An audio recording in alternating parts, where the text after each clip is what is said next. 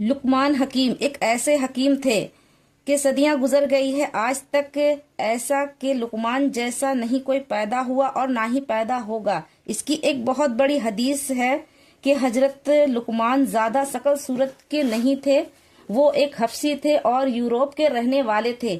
اسے غلام بنا کر عرب لایا گیا تھا۔ ایک رات ان کو بشارت آئی کہ لقمان تجھے نبی کی بشارت دی جائے یا پھر حکیم بنا دوں۔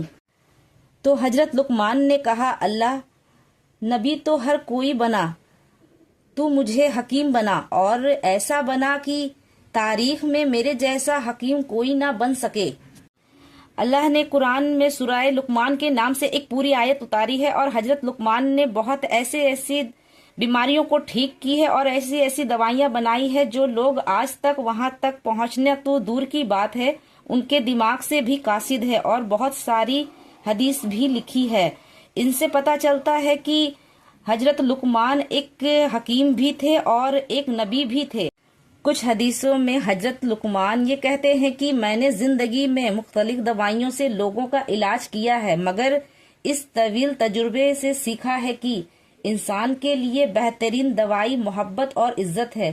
پھر کسی نے پوچھا کہ اگر یہ اثر نہ کرے تو حضرت لقمان حکیم نے مسکرایا اور بولا تو دوائی کی مقدار کو بڑھا دو۔ مقدار کا مطلب ہوتا ہے زیادہ۔ زندگی میں ہم بہت کچھ سیکھتے ہیں اور سکھاتے ہیں، اور اس کے وجہ سے ہمارے ارد گرد کچھ لوگ ہمیں آزماتے ہیں، کچھ سکھاتے ہیں، کچھ زندگی سے دور لے جاتے ہیں اور کچھ زندگی جینے کے لیے صحیح مطلب بتا جاتے ہیں۔ اسی لیے ہمیشہ سیکھتے رہو۔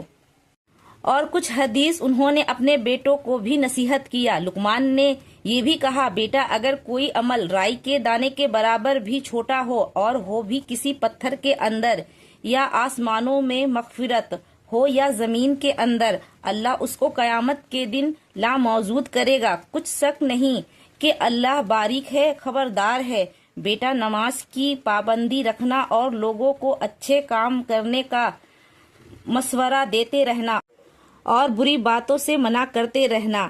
جو مصیبت تجھ پر واقع ہو اس پر صبر کرنا، بے شک یہ بڑی حکمت کا کام ہے۔ اور تکبر کرتے لوگوں کے سامنے گال نہ پھلانا اور زمین پر اکڑ کر نہ چلنا، اس لیے کہ اللہ کسی اترانے والے خیر خواہ کو اللہ پسند نہیں کرتا۔ اور اپنی چال میں احتیاط رکھنا اور بولتے وقت ذرا آواز نیچے رکھنا، اور بہت اونچی آواز گدھوں کی ہے، اور کچھ شک نہیں کہ سب سے بری آواز گدھوں کی ہے۔